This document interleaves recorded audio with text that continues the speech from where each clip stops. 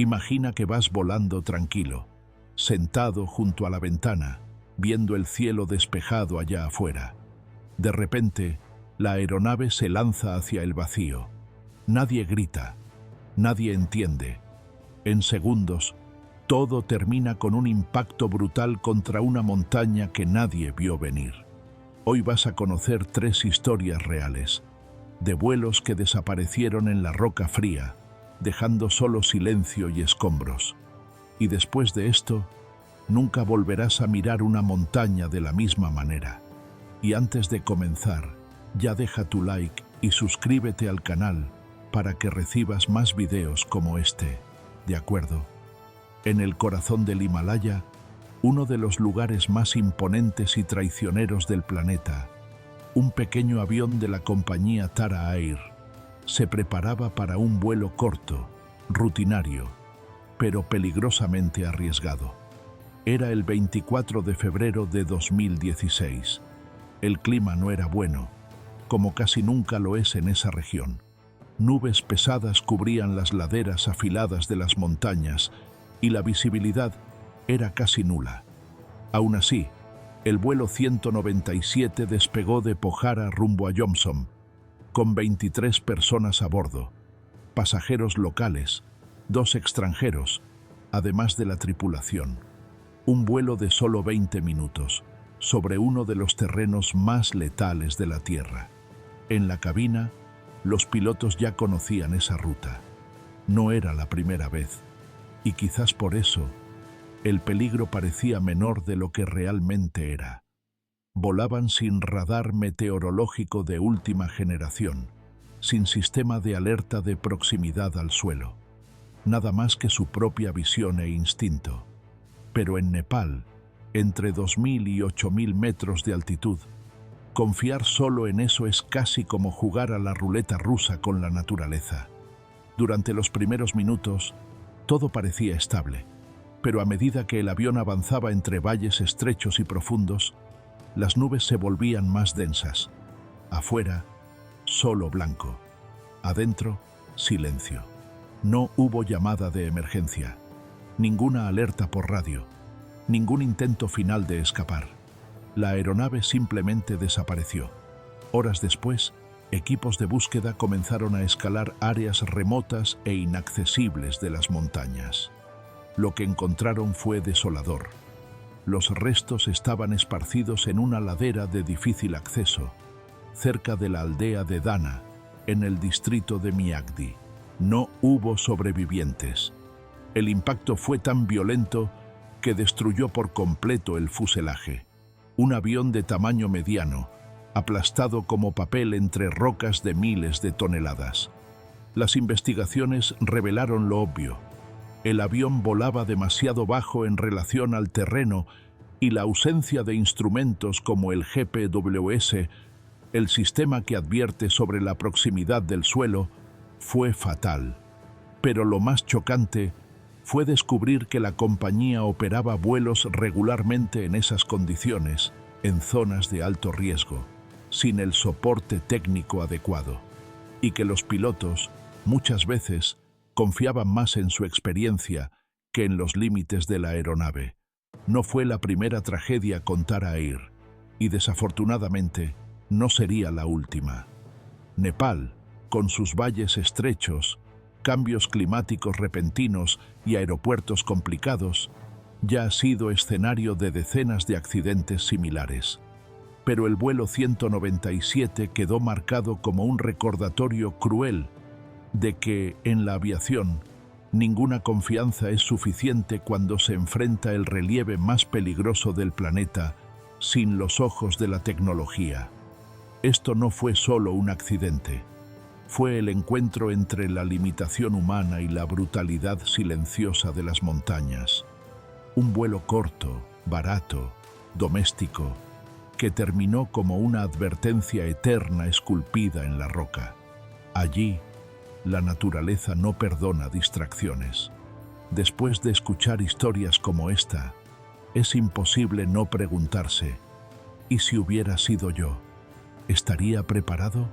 ¿Podría mantener la calma, tomar las decisiones correctas, actuar en el momento justo. La verdad es que, incluso sin estar al mando de un avión, la vida nos coloca frente a situaciones impredecibles. Presión, incertidumbre, momentos en los que cada decisión marca la diferencia. Y lo que más se ve es gente que se bloquea, gente que entra en pánico, que se pierde en su propio miedo. Pero también están aquellos que toman el control, piensan con claridad y reaccionan con inteligencia. La diferencia entre esos dos perfiles no es el talento, es la mentalidad. Y por eso creé un ebook especial. No se trata de aviones, se trata de ti, de cómo desarrollar la misma mente estratégica, fría y enfocada que tienen los grandes pilotos. De cómo mantener el control incluso cuando todo parece fuera de control. Es una guía directa, inspirada en cómo se entrena a los pilotos para reaccionar bajo presión, y que puede transformar la forma en que lidias con tu vida. Si eso tiene sentido para ti, el enlace está en el primer comentario. Descárgalo, léelo con atención y comienza la transformación. Porque al final, la pregunta no es si vas a enfrentar turbulencias. La pregunta es, ¿vas a pilotar o vas a dejar que la vida te arrastre? La elección es tuya.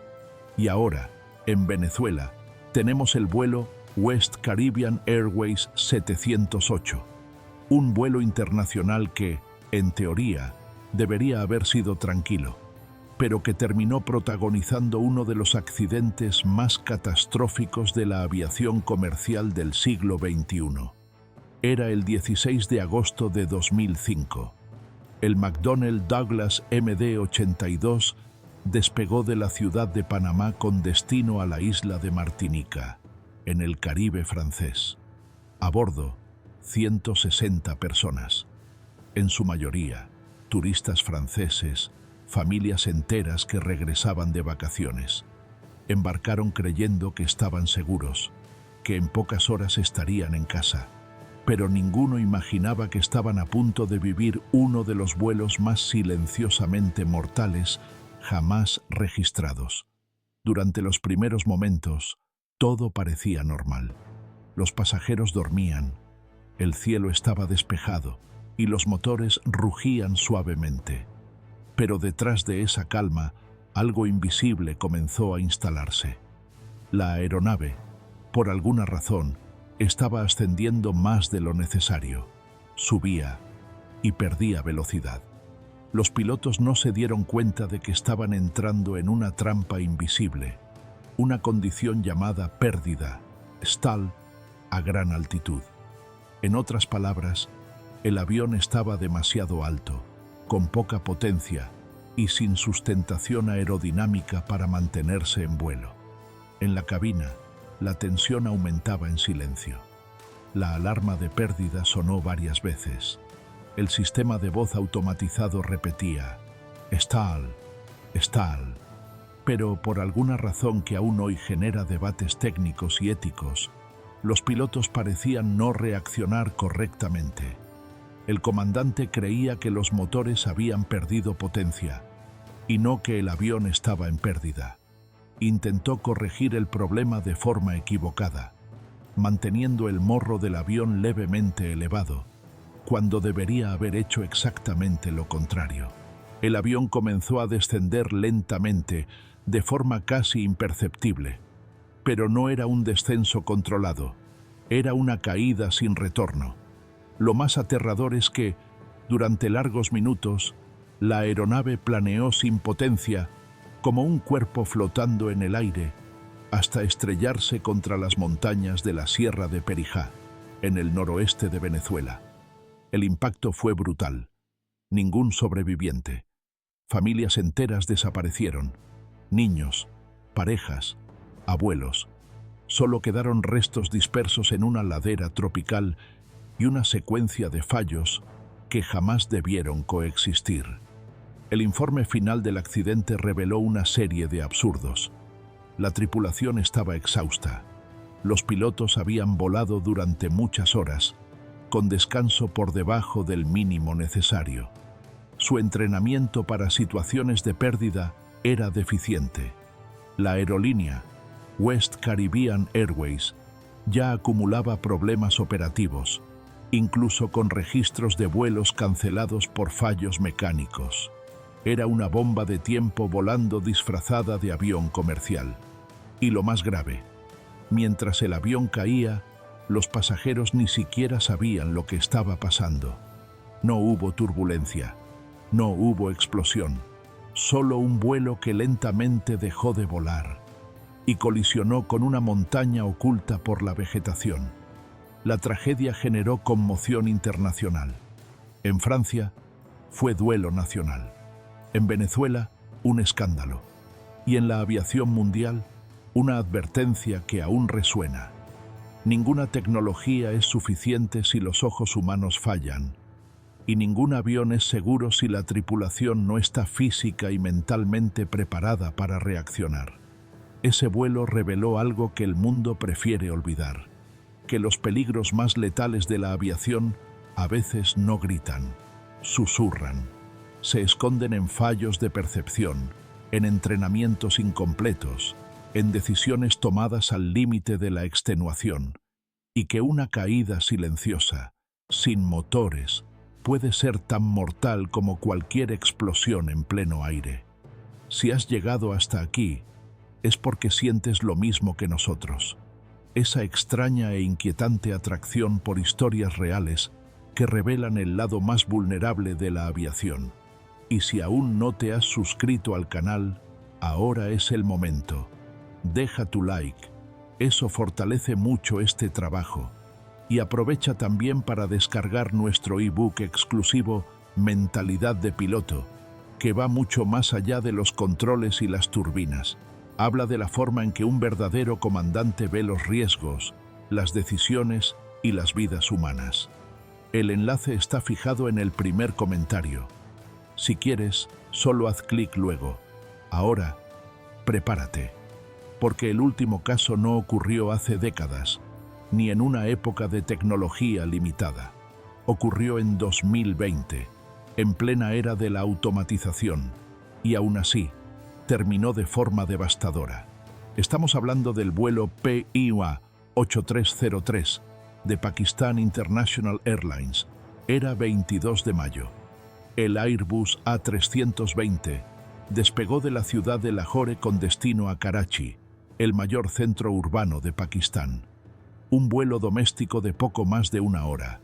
A bordo, 99 personas, entre pasajeros y tripulantes. El clima estaba bien. La visibilidad era clara. Todo indicaba un aterrizaje tranquilo. Pero bastó una sucesión de decisiones equivocadas y una falla crítica de juicio para transformar ese vuelo en una espiral de desastre. El primer error fue brutal y casi increíble. Los pilotos se distrajeron. Conversaban sobre la pandemia, sobre temas ajenos. Estaban demasiado confiados. Cuando iniciaron la aproximación para el aterrizaje, el avión estaba muy por encima de la altitud ideal y con velocidad excesiva. El control de tráfico aéreo alertó. La torre avisó que estaban demasiado altos. Pero los pilotos insistieron en continuar con la aproximación, ignorando las advertencias, quizás creyendo que aún podían forzar el aterrizaje. Y eso fue exactamente lo que hicieron. El Airbus tocó la pista sin el tren de aterrizaje delantero y sin los trenes principales extendidos. Las turbinas rozaron el asfalto, produjeron chispas, quedaron dañadas de forma irreversible. Solo entonces los pilotos notaron el error y decidieron frustrar el aterrizaje. Pero ya era tarde. Durante el segundo intento de aterrizaje, el avión perdió potencia. Los dos motores fallaron por completo y el A320 se transformó en un planeador de 77 toneladas, cayendo sobre una zona residencial a solo 1 kilómetro de la pista. Casas destruidas, explosión, humo negro en el cielo de Karachi. De las 99 personas a bordo, 97 murieron. Uno de los sobrevivientes fue encontrado atrapado entre asientos y escombros, quemado, en estado de shock. Ni siquiera sabía que había sobrevivido. Lo más cruel de este accidente es que pudo haberse evitado en al menos 4 momentos distintos, desde la distracción en la cabina hasta la negativa a obedecer las advertencias de la torre. E incluso después del primer aterrizaje fallido, aún había oportunidad de tomar decisiones diferentes. Pero los errores se acumularon, y eso es lo más indignante. Porque cuando la tragedia no proviene de una falla mecánica ni de un fenómeno natural, sino de un exceso de confianza, de vanidad o de prisa, duele más. ¿Mi opinión? Este accidente es un retrato peligroso de un fenómeno más común de lo que parece: la ilusión de control absoluto que algunos pilotos desarrollan con el tiempo. Y quizás por eso esta historia genera tanta rabia en quienes entienden mínimamente lo que ocurrió, porque la muerte allí no llegó por sorpresa. Fue anunciada, ignorada y finalmente cumplida con una frialdad matemática. ¿Y tú? ¿Crees que el error fue solo de los pilotos? ¿O falló todo el sistema, desde la cultura de la empresa hasta el entrenamiento en la toma de decisiones en cabina? Deja tu opinión ahí en los comentarios, porque este es el tipo de caso que necesita ser discutido. Así que comenta ahí.